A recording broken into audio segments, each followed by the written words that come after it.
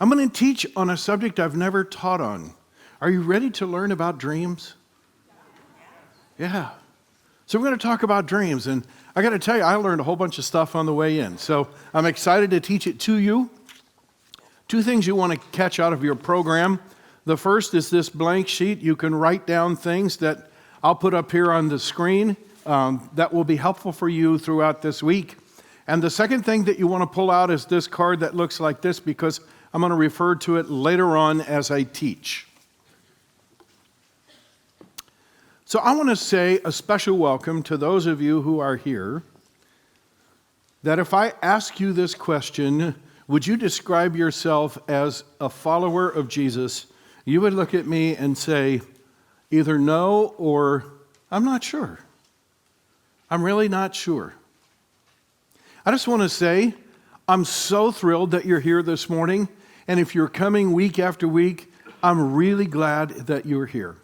I just want to say a special welcome to you. No matter who you are, what you believe, what you don't believe, this is a safe place to learn about life. It's a safe place to hear about the God who made the heavens and the earth and you. And it's a safe place to hear a message of good news that He has for you. He's always had good news, and He still has good news. That's why we are doing For NORCAL. Let's go back and review a little bit, and that is, today we're going to talk about our dreams, but in the series review, for the past 3 weeks, Kevin has seriously laid out and humorously laid out one gigantic truth with several different applications. But the gigantic truth is this: no matter what you've heard about God, no matter what you've heard about church or Jesus or anything that's connected with Christianity, the bottom line is God is actually for you, not against you. And last week, Kevin talked to us about the day that Jesus actually set the entire religious world on its ear. Because for thousands of years, people had believed that if there was a God, or if there were a series of gods and demigods and so forth, that they were all in life for themselves, and if they created you, the deal was you were created to serve them, and if you didn't do it just right, they were going to come down on you. So it was take your best shot at what it takes to please a God who's sort of angry anyway. And Jesus entered the world, and in so many different ways, He began to change that paradigm. Some of you grew up in church. Probably doesn't make any difference which church. And even if you didn't grow up in church, most of us in the audience have probably heard a prayer that begins like this. Jesus' followers came to Him and said, "Hey, Jesus, you seem to have this inside track with God. Would you teach us how to pray?" And Jesus said, "Well, this is how you pray." And He started with these two words, what's the next word? Father. Yeah. Our Father. Do you realize that the term Father was seldom used in the Old Testament about God? Almost never in the first part of the Bible. It certainly wasn't in any sort of pagan literature. No one would ever refer to any God as their Father. And yet Jesus came and He said, the first thing you need to know, not only about prayer, but about life, is that the God who made the heavens and the earth, who could be your Lord, who could be your master, who could be your judge, who could be your boss, and in some form is all of those, chooses to relate to you as a father. God is for you as any decent father would be for his children. And that means that as a church, we are for NORCAL. We're for everybody God's for. And if God's for everybody in Northern California, then we are for everyone in Northern California. And so I'm going to break that out in a little bit of what our dreams are in terms of the people who actually live here. So before I get into that, I want to tell you a story. Next week, 10 days from today, Monica and I will celebrate the 49th anniversary of our very first date. I know, that's a long time ago, right? So when I asked Monica out, and I've told this story before, and many of you know it, but when I asked her out for our very first date, we were 17, and so I said, hey, you want to go with me this Friday night? I invited her to a church service. Was I on the safe side? You like that? Well, I invited her out to eat before that. So she looked at me square in the eye, and she said, what are you going to do with your life? Right. And I responded, well, I'm going to be a pastor. She said, I'll go then. And that's a story for another time. But here's what I want you to know. As our relationship became more serious, there was a statement that almost everyone in this auditorium has heard, and it created a bit of discomfort for us. How many of you have heard the pastor's kids are always what? The worst, the naughtiest. And we were headed into ministry. So we looked at each other and we said, does it have to be that way? If we choose to follow God, are we sentencing our children to a life of struggle and misunderstanding and problems?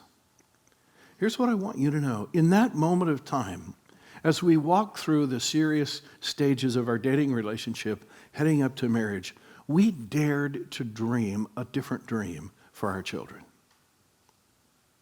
We dared to believe and dared to dream that even though we were headed into ministry, that our kids didn't have to be the worst. They didn't have to be naughty. They didn't have to be misunderstood all the time. Yes, they would live in a fishbowl and everyone would see their life. But we began to press into why do pastors' kids sometimes turn out the way that they do? And by God's grace, He gave us a different dream for our family and for our kids. What I want to talk to us about this morning, in many ways, is the power of a good dream. I want to talk to you about where they come from. I want to talk to you about how they work. I want to talk to you about what you have to do with them in order for that dream, any dream that you have, to become a reality. And then I want to talk to you a little bit about our dream as a church for the people of NORCAL. And at the very end, I'm going to give you two different ways to apply this. So let's go straight to a question that I think would be really helpful for all of us. And I'm just going to let you sit with it for a minute, okay? And it starts here. In what area of your life could you use a dream right now? Not a nightmare. You probably already have that, okay? In what area of your life could you use a dream right now?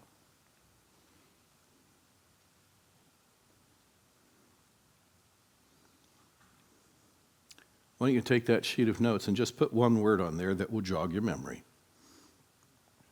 My prayer for you is that in this week, you would dream about that.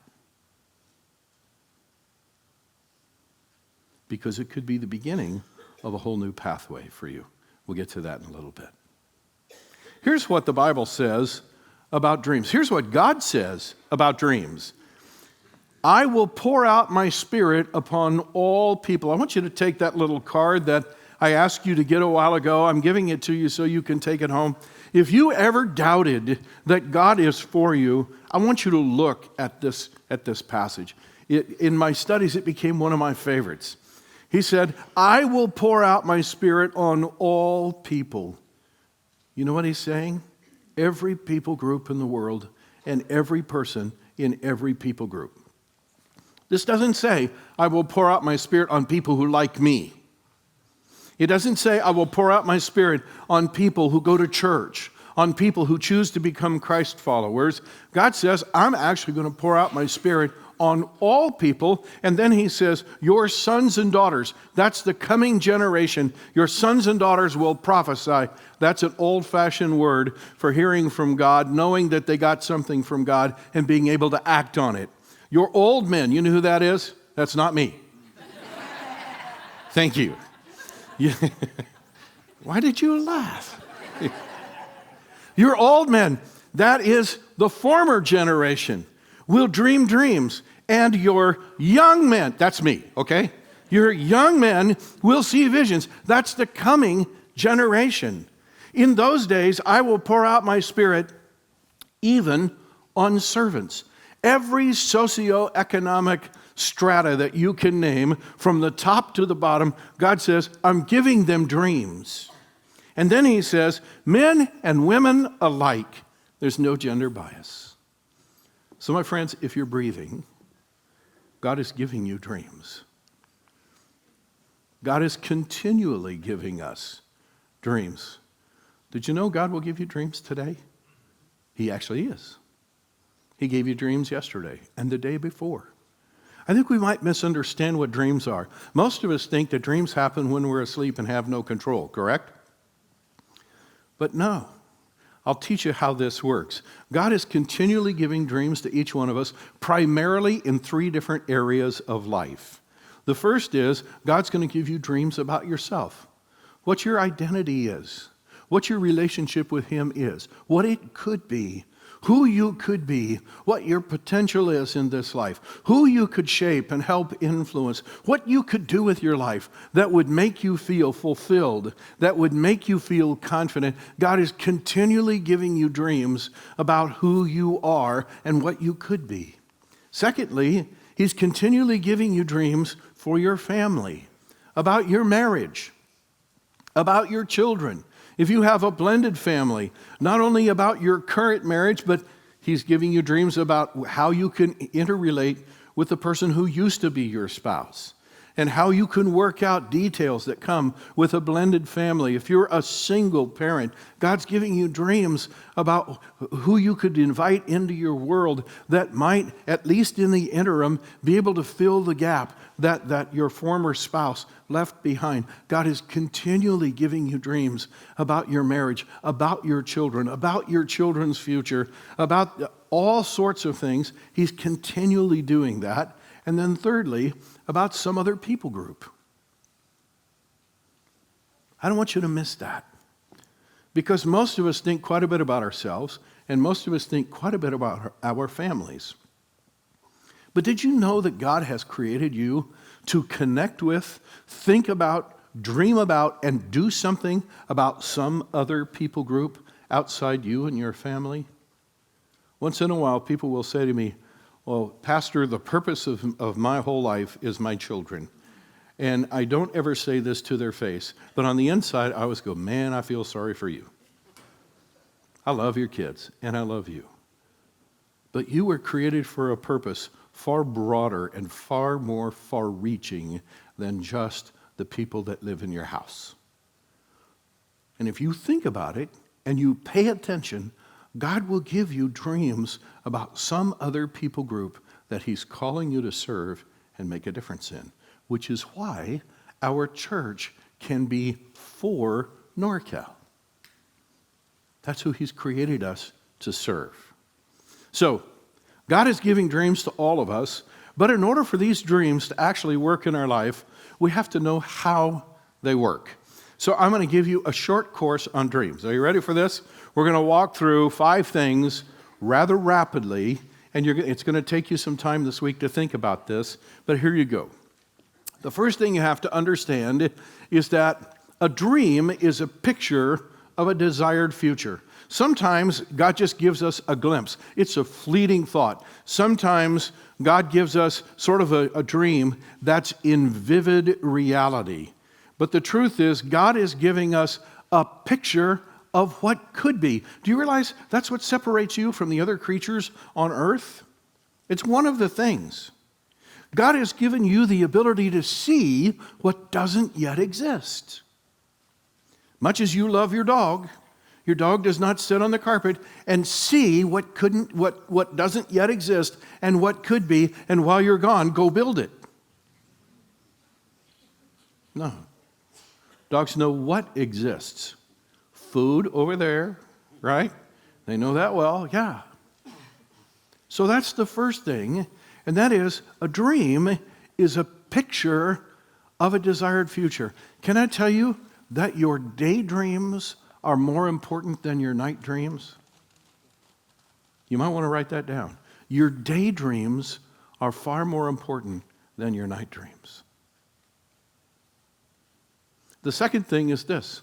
In order for a dream to become a reality, it has to be captured and owned. When you're driving down the road and somehow something flashes into your mind and it's a picture of something you could do. It's a picture of someone you could be. It's a picture of what your marriage could be. It's a picture of something you could do in your family or for some other people group that would actually make a difference. Do you realize if you don't capture that, it starts to fade and it becomes nothing more than a fleeting wish that actually made no difference in anybody's life? In order for a dream to begin to become a reality, there has to be something in you that captures that dream, and you say internally to yourself, that is my future, and I'm going to start working on that right now. I officially capture that, I own it, and that will begin to direct my life. There's no shortage of those. God's giving them to you every day. But you have to capture and you have to own it. Thirdly, all the desire in the world will never turn a dream into reality. You have to hook it to a couple of things. You have to hook it to a plan. So, in the interest of full disclosure, I'm on an eating plan. It's actually a cleanse and a plan that's going to last 21 days. I didn't make it up myself. Someone far greater than me made it up, far more intelligent than me, that knows far more about the human body than I know. And so, why am I doing this? I would like to be healthy. That's a dream. I'd like to be healthier than I am. I would like for there to be less of me than there currently is. Yeah, thank you. I'm glad you love all of me. But I would like it to where I turn sideways. You go, is there anybody up there? Yeah, right. That'll never happen. But anyway, so why a plan? I spent money on the plan. Because you know what?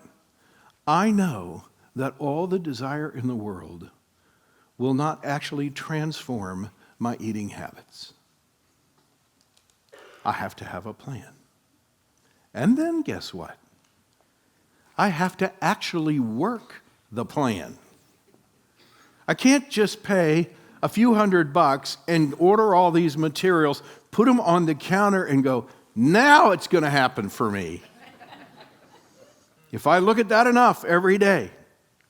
No, I have to actually work the plan. And when someone does what they did last night, haul out a beautiful dessert with organic ice cream and raspberries and a homemade berry sauce and whipped cream, it's a moment of truth. Yeah. I processed that and I said, could I just have the fresh raspberries? Yeah, that's the deal. In order for a dream to become a reality, you have to hook it to a plan and you have to work the plan. But there's more. Here's the part where it gets a little risky. Most of us don't realize that dreams are actually directly connected to the road less traveled. Yeah. You know, if your dream was not connected to the road less traveled, we would call it normal because it's the road everybody else is traveling on. And when you're on the road that everyone else is traveling on, do most of you look at this and say, oh, I'm living the dream? No, dreams are always connected with something that's above average and better than average and better than normal. Yeah, they're always connected to the road less traveled, which means that's why they're difficult. Dreams are not for the faint of heart. They're never easy to turn into a reality. However, they are the things that change our lives. Do you realize that every single thing that improves your life started as a dream in somebody's mind, in somebody's heart? Every tool that you use, every invention that you count on day after day started as a dream in somebody's mind. Everything that has gone into making you who you are started as a dream, either in your parents' mind or your grandparents' mind. I want you to think about this. Let's go back to the story at the beginning where Monica and I were dating, and we looked at each other and we said, we need to dream a better dream for our children than the one that seems to be handed to us. And because we hooked that dream to a plan and we worked that plan, it literally changed the course of our marriage. It changed the course of our family. It changed the course of our children's lives. It changed the course of who they would marry. It changed the course of our grandchildren's lives. Do you realize one dream? You know why? Because it led us to a defining moment. See, every time you have a dream, it's going to bring you to a fork in the road. Remember back at the beginning we said you have to own the dream? Well, guess what? You have a second time that you have to own it. Okay? Once you figure out how to capture it, once you put it, you have a plan and you decide that you're going to work the plan, and once you realize that plan actually takes you to a road less traveled, which is much more difficult, you're going to be swimming upstream.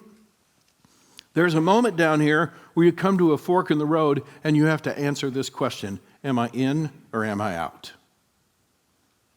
And you know something? You might have to answer that question every day for quite a while. Am I in or am I out?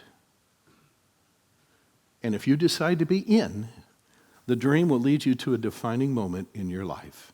And it probably won't just be in yours. It'll be in the people around you and even in the coming generations. So that's a very short course on dreams. Any one of those could be a whole teaching.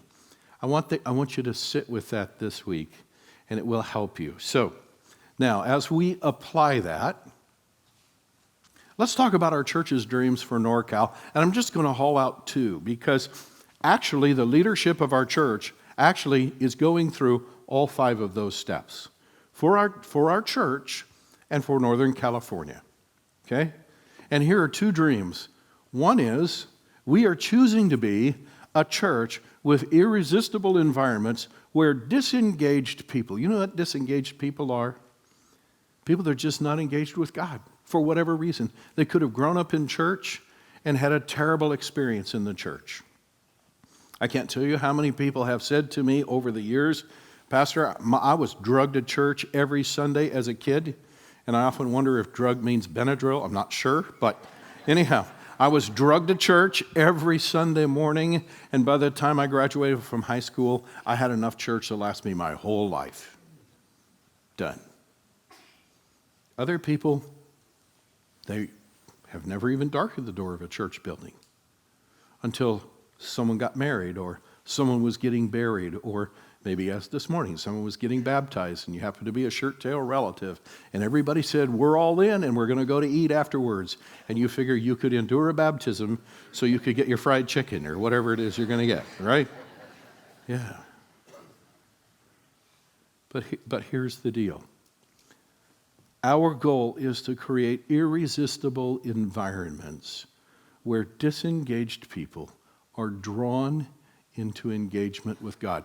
Not guilted into it, not pressured into it, are actually drawn into engagement with God. I have these stories every single week. I sat with a guy just this week. That is his story. Grew up in a church, had enough church by the time he graduated from high school. He didn't ever want to go to church again. Married a lady. They had a child. They looked at each other and said, what are we going to do with this? How are we going to raise this child? And they had both, she had grown up in a completely different church than he had. They looked at each other and said, we have to find a church. They tried several churches. In his own terminology, and I feel so sorry about this, but in his own terminology, he said, we walked into church after church and I just couldn't breathe. The atmosphere was so stifling. And then, he said, I walked into New Life. It was like a breath of fresh air. And the next Sunday, I got out of bed and started getting dressed, and my wife said, what are you doing? He said, I'm going to church. She said, I didn't mean every Sunday.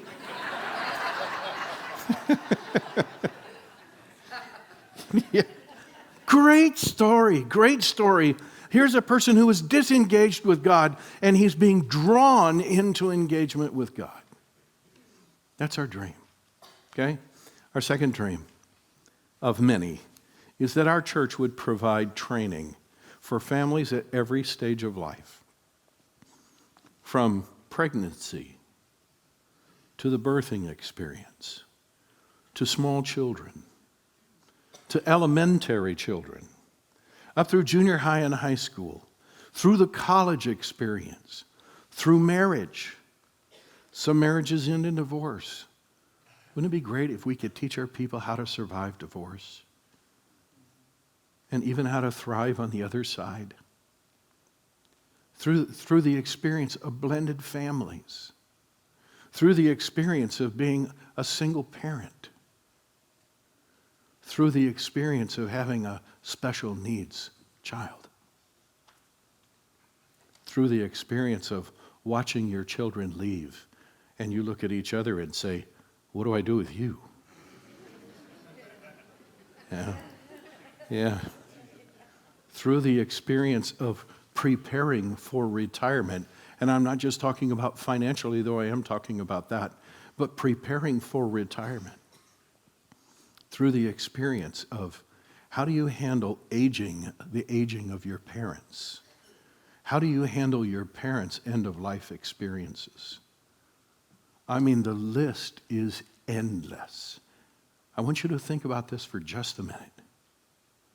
If you're in virtually any one of those stages, where in our county would you go get training? We are a county loaded with hundreds of activities for children and for families, but very little training. That's a dream for our church, for our people, that we could come alongside not just the people of our church, the people of Northern California, and that we could be the place that's known. I don't care what you're dealing with in your family, they can help you over at New Life, and they will. So as we bring this to a close, I have a question to ask you, and it goes back to the original question I asked you, which is, in what area of your life could you use a dream right now? And here's the question. I'm sorry. There it is. What will you dream about this week? Do you know the most successful people in the world dream all the time? The most successful people in the world dream. And I can tell you the most successful people in the world daydream. If you're in a life group, this week we're going to haul this out and deal with it a little bit more. But one of the questions we're going to ask is, what gets in the way of our dreams? Why is it that God is giving us dreams and so few of us are actually even aware of it, let alone capturing them? Why do so few of us daydream? But I want to challenge you this week. What will you dream about? How will you dream about it? When will you have the time to dream about it? Okay? Because the beginning of a road that leads to your dreams becoming a reality is for you to take some time and actually daydream. So, as we close, I want to show you this little diagram. This is where most of us live every week, okay? So what's the best I can do? And why do we talk so much about engagement with God?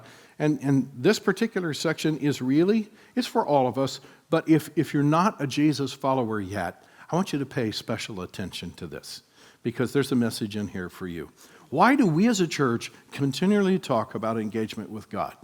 Because this is the paradigm that we live with most of the time. And that is the best I can do is to dream up a picture, get a plan, go online, find a plan that will work for me, and then begin to work that plan and stay at it. That's the best that I can do. I'm thinking on behalf of my family, I'm actually doing the homework, and then I'm actually working the plan. And while that's a great plan, and oh, by the way, that will improve anybody's life. It literally will improve anybody's life. There's actually another whole dimension, and here it is. If you want to do more than you can do, what would happen if the picture that you got wasn't just the best that you could dream up, but what would happen if the picture you got was actually a picture given to you by God? And what would happen if the plan that you put together wasn't just your plan, it was actually a plan that God helped you put together? And what would happen if the work that you put into it wasn't just you by yourself, but it was you and God working together? Friends, the results will be way more than you could ever do by yourself. It'll be better than you could do, a lot better. This is why we talk about engagement with God all the time. Because we don't want you to have to live here. We want you to be able to live here. And the way you start that journey is you decide, I'm going to walk with God. I'm going to trust Him with my life. And I'm going to make a decision from this day forward that my life actually will be a partnership between Him and me. And the reason, my friends, that you can have a partnership between you and God is because Jesus made a way. And that's the underlying thread that runs through the entirety of the Bible. And that is, Jesus made a way for you to be reconciled with God and to live this life in partnership with Him. So I'm going to give you that choice right now. I'm going to give you that invitation. Not me, but actually He is. And I'm going to lead us in a prayer, and if you're ready to make that decision, then you make that decision this morning, and you pray the prayer that I'm going to lead us in a minute. I'm also going to be praying for the offering, so if you made preparations with the gift this morning, I would invite you to finish making those preparations now. And I want to pray for the rest of us in what we're going to dream. So would you join me in prayer? God, right now, I just pray and know that you're going to be giving us dreams all week long. Would you give us the ability to zero in on that place where we need a dream right now? And would you help us not to sit in the place where we see everything that's wrong with that place in our life, but would you give us glimpses of what our life would be like if that was actually right? And then would you begin to spell it out with some detail? And then would you show us the plan? Would you take us to somebody who could speak into our lives? Would you take us to some conference or whatever else it might be? But would you take us in the next step so that wherever it is we need a dream, that our lives could begin the path of change today? And if you're ready to make the decision to follow Christ, here's the simple prayer that you pray. You can pray it right where you are. You can say it out loud. You can say it in your heart. Here's the prayer. God, today I make the decision to trust you with my life. Jesus, thank you for making a way for me to do this. And God, I trust that from this day forward, you will enable me to walk with you so that in the end, my life could be way more than I could ever make it on my own. I trust you and I pray in Jesus' name. And now, Father, as we get ready to practice generosity, We're so blessed to be your kids. Thank you, thank you, thank you for all that you've done for us. And as we give back to you, would you take what we give and would you use it in amazing ways that are for our community and for the world? And we pray in Jesus' name. Amen. So now I want you to take the card that Kelsey talked to you about, because I want to invite you to something that's actually a dream that God gave Pastor Kevin. It's a 20th birthday bash that we are going to have. You can read about it in your program.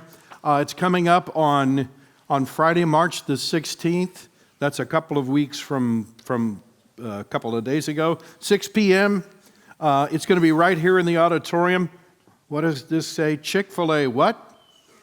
Free. That's a good price, right? Yes, so my shameless reference to fried chicken a while ago, you understand where that came from, all right? It's going to be a great evening, but here's the deal. You need to sign up. So on the back of this card, there's a red area where you can fill out and you can reserve your space. We hope to pack this place out because I'm going to tell you in just a minute in greater detail what we're actually doing is not just celebrating the last 20 years. We are actually looking ahead. And Kevin is going to be laying out for us the plans that God's already beginning to reveal and the dreams that he and our staff have captured about where we're going. And I can tell you it's very exciting. So there's a child care is provided for the ages that are listed there. Put the proper numbers. You can figure that out. And so then guest services team, would you come forward? And you can put those cards. You could put your gifts in the baskets. And then I'm going to talk to you about a couple more things. And then we'll get you out of here. We are going to celebrate our history on that night. We are going to honor our people by giving them Chick-fil-A free. Yes. And yes, I know. You can clap about that, right? Yes, yes. And then we're going to dream about our future. And that's going to be so much fun. I can't wait to hear what Kevin has to say to us. I want to leave you with a thought. And the thought is this. When our memories exceed our dreams, the end is near. That's why old people always talk about the way it was. Because their memories exceed their dreams, okay? When our memories exceed our dreams, the end is near. But when our dreams exceed our memories, we pioneer. I can tell you as a church, we're headed into some exciting things. We're going to be on the cutting edge of what it takes to actually serve our community. And that's because our dreams actually exceed our memories. And then last of all, Easter is coming up in what, 3 weeks? We're going to start an Easter series called The Bad Boys of Easter. Is that awesome? The Bad Boys of Easter. So next week, I'm going to lead off with a teaching on a guy by the name of Caiaphas. And if you don't know who he is, you got to show up next week. And I'll tell you who he is and how he played a bad boy role in the Easter story, which of course ends with a good boy role of what Jesus did for all of us. Thank you, thank you, thank you. Have a great, great week.